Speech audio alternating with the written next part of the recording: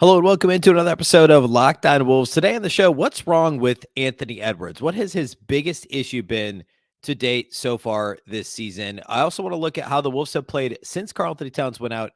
What's upcoming? What games are winnable? Which ones are going to be a lot tougher with no Cat? We'll also preview Wolves-Clippers for Wednesday night. It's all upcoming. Welcome in. You are Locked On Wolves. You are Locked On Timberwolves, your daily Minnesota Timberwolves podcast. Part of the Locked On Podcast Network. Your team every day.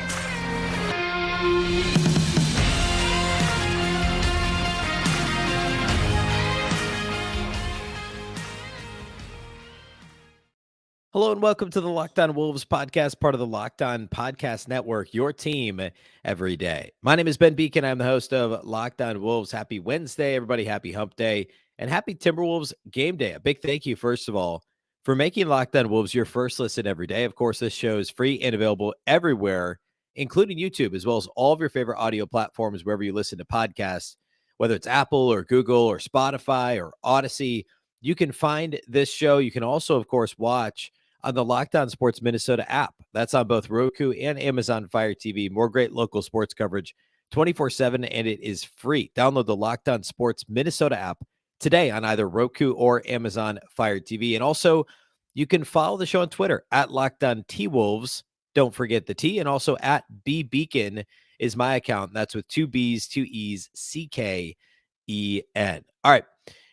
So the Wolves coming off of an ugly loss actually two ugly losses. Well, two losses, one less ugly, one pretty ugly on Monday night in Portland.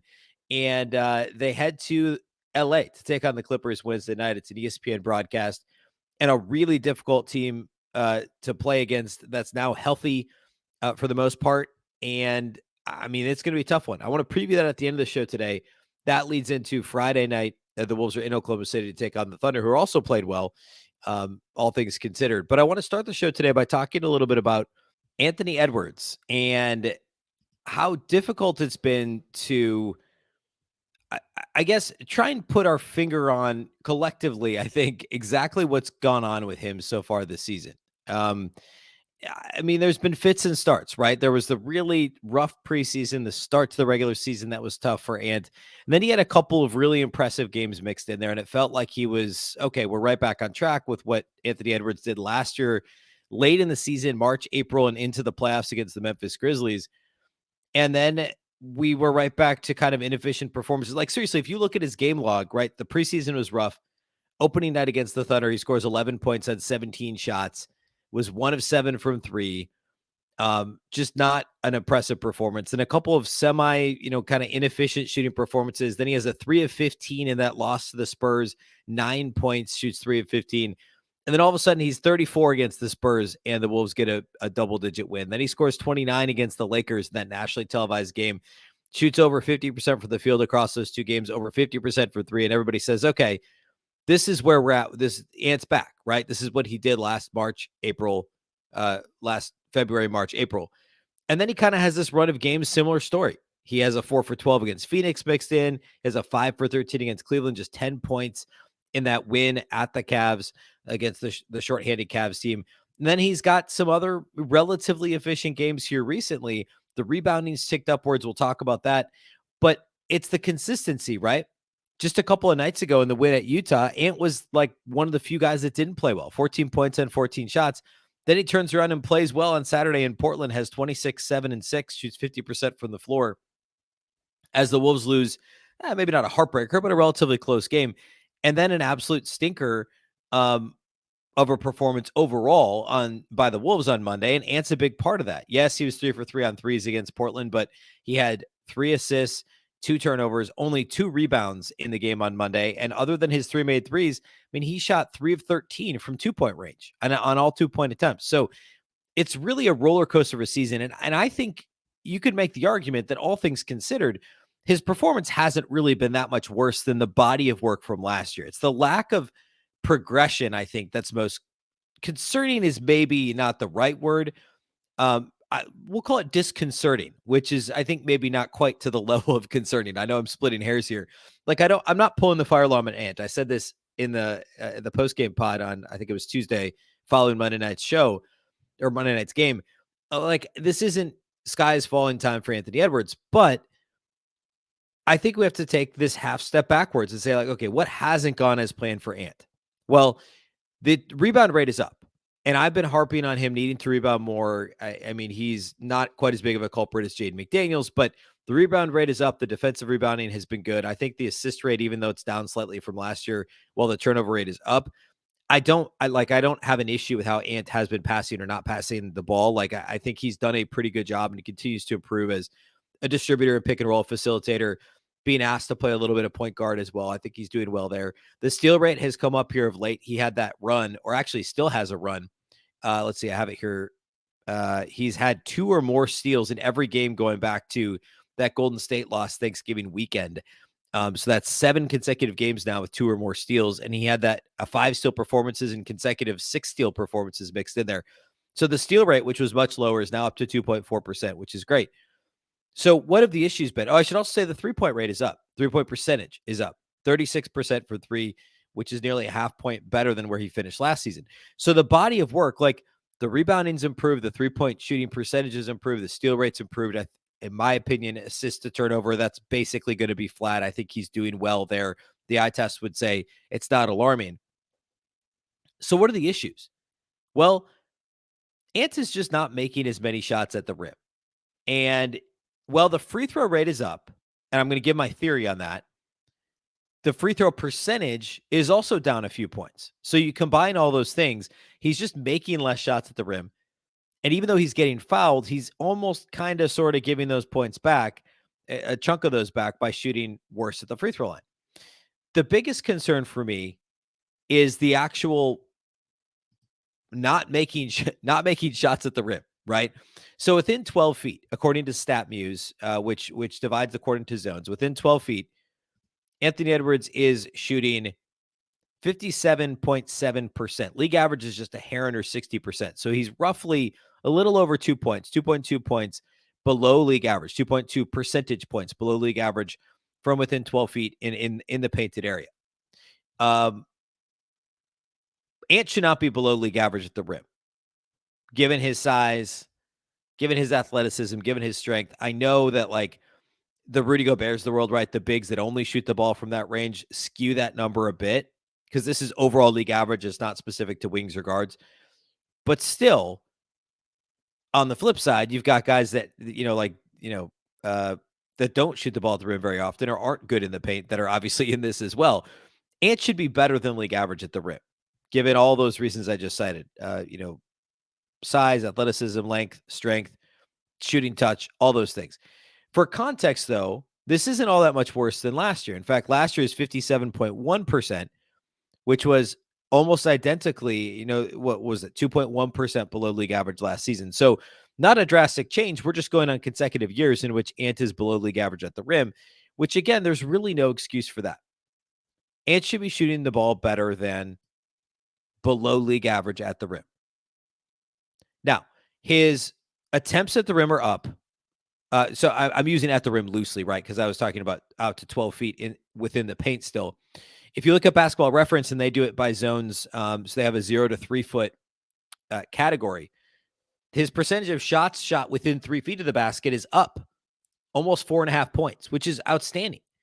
32.6%. So almost 1 out of every 3 of Anthony Edwards' shot attempts are coming within 3 feet of the rim, which is great.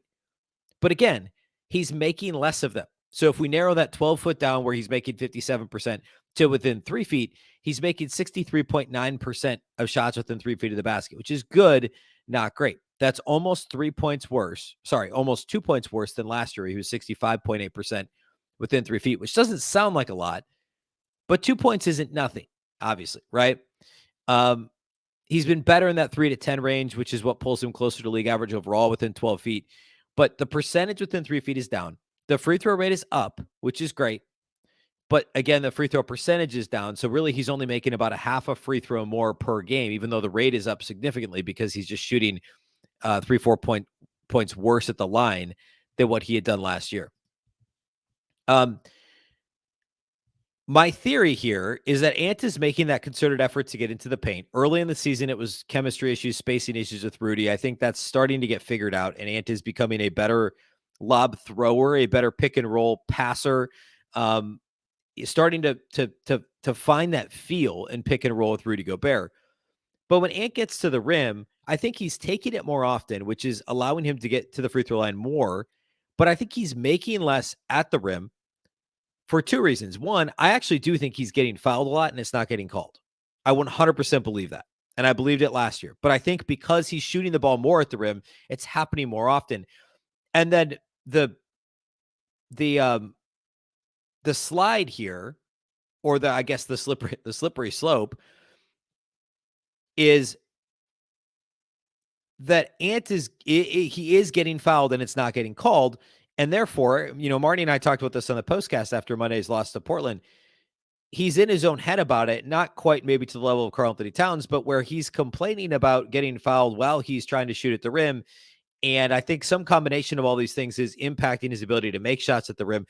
I also I think it's important to talk about, maybe I don't know if it's lack of focus or what it is, but the same thing last year, right? Sometimes Ant was just better with his left hand than he was with his right at the rim. And it didn't really make a ton of sense. It's the missed layups. There's just too many. And I don't know, if there's a technical reason for it. Early this season, he wasn't dunking at all. He started to dunk more. He had a couple real nice ones in Portland. So that's at least starting to come up a little bit. That's obviously going to improve his percentage, and hopefully he gets more foul calls. But I think it's a combination of those things. Ant is far too talented of an offensive player, of an athlete, to not be shooting above league average at the rim and to not be shooting better at, just in general, better at the rim. He should be improving. He shouldn't be getting worse in terms of percentage at the rim. Those things have to change. And eventually, if he starts, as sad as this is, if he builds some more credibility is not the right word, but if his stature improves as an elite level player in this league, he's not quite there yet, but if he can do that, perhaps he starts to get more foul calls. And then, of course, he's got to knock him down. Now, he's shooting 75% at the line, so 75.5%, which is fine. But he was almost 79% last year. Career 77.6%. So that should come up a little. And he can find another point, half point to point per game just by making his free throws at a higher clip. Obviously, he had that bad 2 of 6 in Portland, really kind of helped bring that number down. But in general, the shot selection's been fine. He shot a little bit less from outside the arc, but the percentage is better. He shot a little more from mid-range, which isn't ideal, but he's also shooting more at the rim. And again, that balances it out. So my biggest concern is that he doesn't get so in his head about not getting calls that it impacts his ability to make shots at the rim, period. Whether or not he's getting foul calls, eventually he's going to get calls. He'll get more free throw attempts, and he'll ultimately make free throw attempts too. But again, most of the rest of the stuff on the periphery is better for Ant, at least offensively. Defensively is another conversation. We've talked about the fits and starts there too, right? The completely inconsistent effort that he gives on the defensive end. But offensively, like I said earlier, the rebound rate being up is fantastic. The steal rate being up on the other end of the floor, the assist and turnover being pretty flat despite the usage going up a little bit. All that is good. He just has to make shots at the rim. Has to. That will go a long way here for the Wolves to win without Karl-Anthony Towns. Speaking of Cat, I want to look at how the Wolves have played, and there's a couple stats that might be surprising about how the Wolves have played without Karl-Anthony Towns. And I think a lot of opinions. We went from Friday night, the Wolves winning a game in Utah, and people, these whispers about the Wolves without Cat, not so bad, huh? And then a couple of bad games in Portland, and now we're right back to thinking, man, what happened? What's going on with this team? And as usual, the answer lies somewhere in the middle. So I want to look at that here next. First, though, let's talk about our friends over at Turo. Today's episode of Locked On Wolves is brought to us by Turo. Turo is the world's largest car sharing marketplace. With Turo, you can book any car you want, wherever you want it, from a community of local hosts. Browse a huge selection of vehicles for just about any occasion or budget across the US, UK, Canada, and Australia. Book a spacious SUV or minivan for a family road trip. Get a classic or luxury car for a special event, birthday, or holiday, or find affordable economy cars if you're on a budget and just need to get from A to B. You can also test drive that new electric vehicle you've had your eye on to see how it fits in your everyday life. Many Turo hosts can even deliver the car right to you. Every trip is backed by liability insurance. Terms, conditions, and exclusions apply. Forget boring rental cars and find your drive at Turo.com.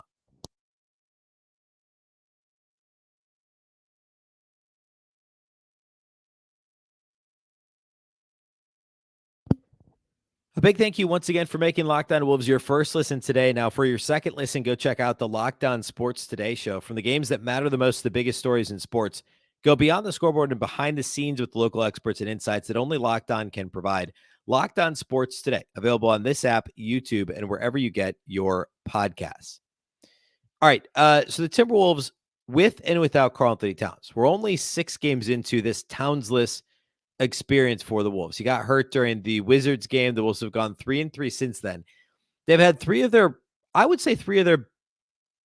5 best wins, 6 best wins this season have come since Towns has been out, right? The home game against Memphis, which was the first game after Towns went out, and the second win over Indiana, so the home win, which was fine, and then the win at Utah Friday. Like, other than that, you're talking like going way back to that Lakers game. Of course, the first Indiana game at Indiana, which is the best complete game the Wolves have played all season a few weeks ago. And there's maybe one other one in there. You could talk about shorthanded Philly or, shorthanded Miami, I guess. I don't know. But I think 3 of the best 5 performances so far this year have come in the last 6 games with Cat out. At the same time, 2 of the worst probably 5 performances and 3 overall disappointing losses have also come since then. Home against Oklahoma City, losing with no Karl-Anthony Towns. What was it, Friday? Or I don't know. Doesn't matter. A week and a half ago. And then the Portland debacle on Monday night, losing by 21 to the Trailblazers. And, mixed in there also the other Portland loss. They've gone 3-3 with Towns out. And our friend Dane Moore over at the Dane Moore NBA podcast tweeted this out. The Timberwolves with Cat, he tweeted this on Tuesday afternoon. 21 games with Cat, they went 10-11, 19th in offensive rating, defensive rating 14th, and 18th in net rating. Now, 6 games without Cat, obviously still a very small sample size. They're 3-3. Offensive rating, 19th, identical to with Cat. Defensive rating, 13th, 1 spot better than with Cat. Net rating, 17th, 1 spot better than with Cat. Almost identical ratings league-wide. Offensive rating, defensive rating, net rating, with and without Cat.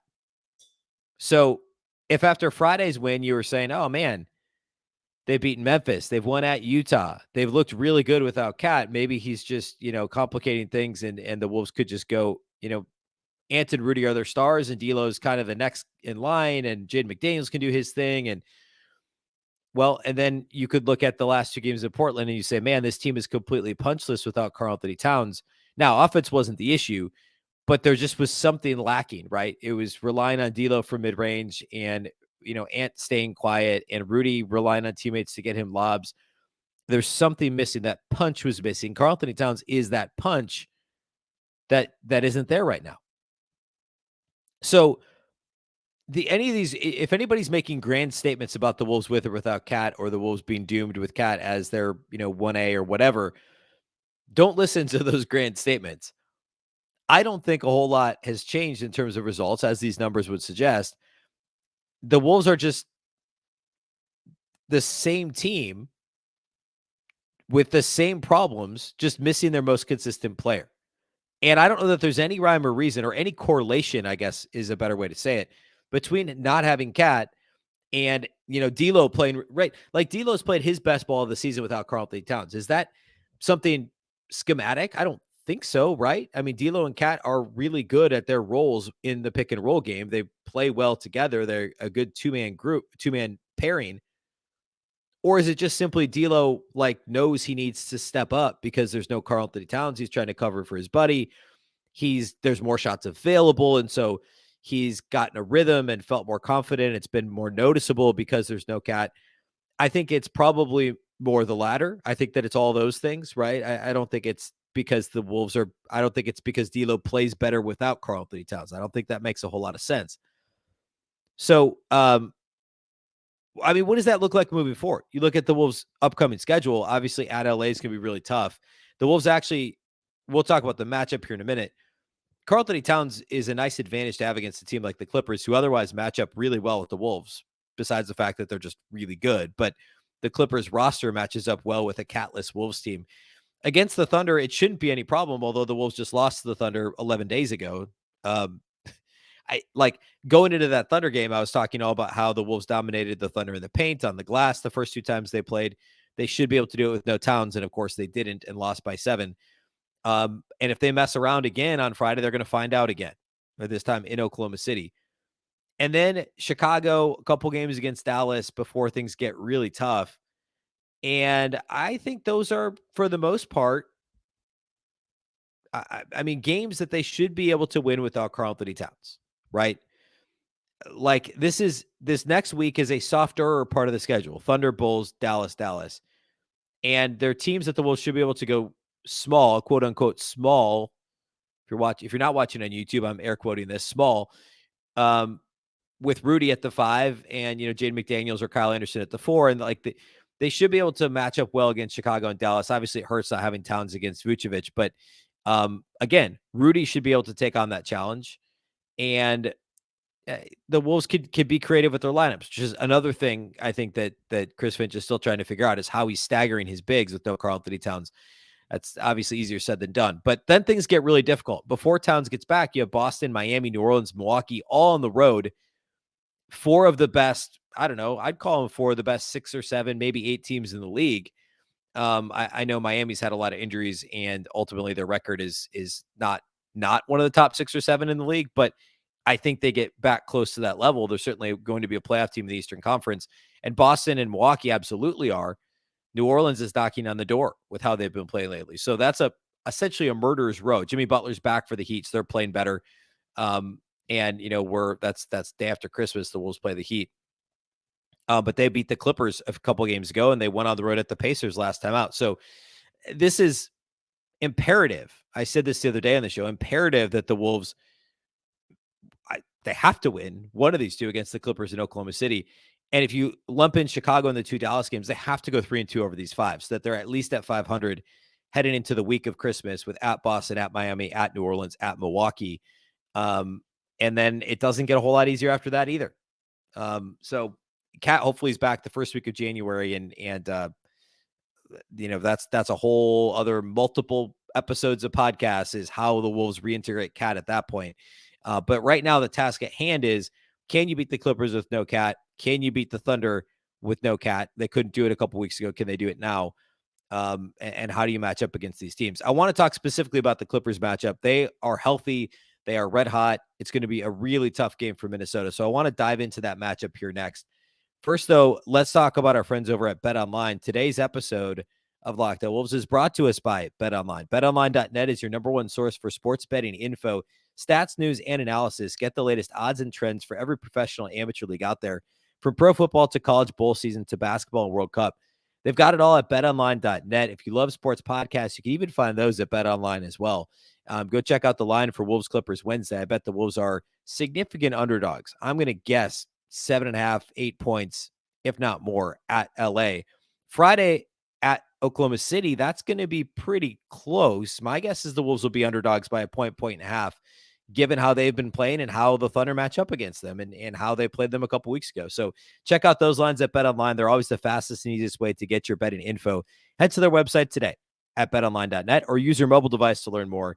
BetOnline, where the game starts.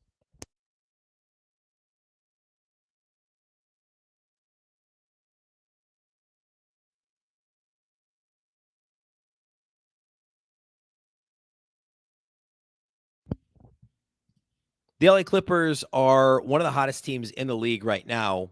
And they're one of the, well, I shouldn't say one of the healthiest. They're finally healthy, I guess, would be a better way to say that. They're currently 16-13. They beat the Boston Celtics, who are the best team in the league, on Monday by 20 points. By 20 points. They held them to 93 points. The Clippers have a serious defense. They won at the Wizards the last time out. But the headline here is that they're finally healthy. Kawhi Leonard's only played in 9 games this season, but he's back now. He's played in 4 of the last 5, and he's playing about 30 minutes per game to this point. And the Clippers are a top 5 defense. They're currently 6th in defensive rating at Basketball Reference. But again, a lot of that's without Kawhi Leonard. With Kawhi on the floor, this is easily a top 5 defense. They've got the personnel to do it. Paul George is still a good defender when needed. And they've got a number of other guys, bigs, that know what they're doing. And Zubats and Morris, and just a really deep bench. It's a tough matchup for Minnesota. I mean, you look at this Clippers roster, And like, I mean, Robert Covington's not even a consistent member of this rotation. This guy was like starting for playoff teams like 2-3 years ago. Um, like it's real weird. Like the Clippers are in such a weird team in my mind because you take out Kawhi and Paul George, and it's a completely toothless lineup. And I know that that's like you're saying take out two guys who have been top 10 players very recently in the league, and when completely healthy, probably both still are top 10 players in the league. I get that. But like some teams, you take away their best couple of players, and there's at least somebody you're worried about. Like Reggie Jackson doesn't scare me. And of course, he'll probably score 35 now, but like he's inefficient. Without George and Leonard, I don't, he doesn't worry me at all, right? There's not really anybody else. But with them, this depth just looks absolutely formidable because now you're not relying on Reggie Jackson. You have Ivica Zubac to play his role. Marcus Morris plays his role. And then this bench, Nicholas Batum, John Wall, Terrence Mann, Luke Kennard, these guys are all legit rotation players on really good teams that could start for a lot of playoff teams. At least Mann, Kennard, and probably not Batum at this point, but Mann and Kennard for sure. And Robert Covington, again, a fringe rotation guy for this team. They go a legit 10 deep. And I still think the Wolves have a decently deep roster that just hasn't quite figured it out yet. But the Clippers roster is so deep, so impressive. Obviously, a very good coach as well. And just a tough matchup for Minnesota. Like I said, they're one of the league's better defenses. Will probably be top 5 when it's all said and done. They have really kind of a methodical offensive attack. They're not trying to play super fast, but they're relatively efficient, even though they're not rated well in terms of their offensive rating. What are they? 27th offensive rating wise. They don't play with a ton of pace, but they do make threes. They're 11th in 3-point percentage, and they're 12th in 3-point rate. They're also 12th in free throw rate. So they shoot and make threes, and they get to the free throw line. And the percentage there isn't quite as good, but they get to the line a lot. So it's a relatively efficient, if not, it is efficient. It's an efficient offense. It's just methodical. They don't use a lot of possessions, but that's okay because their defense is so good. They're a good defensive rebounding team. They hold teams to one and done. They come back the other way at their own pace, and they let Paul George or Kawhi Leonard or Reggie Jackson go to town. They do their thing on offense, and that's how they beat teams. Again, held the Boston Celtics to 93 points, a relatively healthy Boston team to 93 points on Monday. And it's a little worrisome what they could do to a Townsless Wolves team on Wednesday. But we'll see if the Wolves are able to counter what the Clippers do with, if D'Lo can stay hot, if Ant can, I mean, he's due, right? It's a nationally televised game. It's an ESPN game. I feel like Ant's due for one of those big 35-point performances. He hasn't scored a 35s as high in a game so far this season. We're a third of the way through. Is he due for a 40-point game? It feels like maybe in Los Angeles on ESPN after a stinker, maybe that's Wednesday. I don't know. It'd be a lot of fun if it was. But we'll see how that shakes out. We'll of course do the live postcast on the Locked On Sports Minnesota YouTube channel, myself and Marnie Gelner from Bally Sports North, about 45 minutes or so following the game. So it'll be after midnight Central Time. If you can't catch that live, I understand. I'd love it if you could, but I understand if you can't. You can listen to it after the fact on Locked On Wolves on any of our audio platforms, or you can go watch the video at Locked On Sports Minnesota on YouTube. And greatly appreciate that support. Of course, a big thank you to those that do make Locked On Wolves your first listen every single day. Of course, this show is free and available everywhere on all platforms, including our own YouTube channel, plus all of your favorite audio platforms, and on the Locked On Sports Minnesota app on both Roku and Amazon Fire TV. Of course, Locked On Wolves is part of the Locked On Podcast Network. Remember, the Locked On Podcast Network is your local experts on all the biggest stories. For your next listen, go check out the Locked On Sports Today podcast, the biggest stories of the day, plus instant reactions, big game recaps, and the take of the day. It's available on the Odyssey app, YouTube, and wherever you get your podcasts. Once again, I'm Ben Beecken. This is the Locked On Wolves podcast, and we'll catch you next time.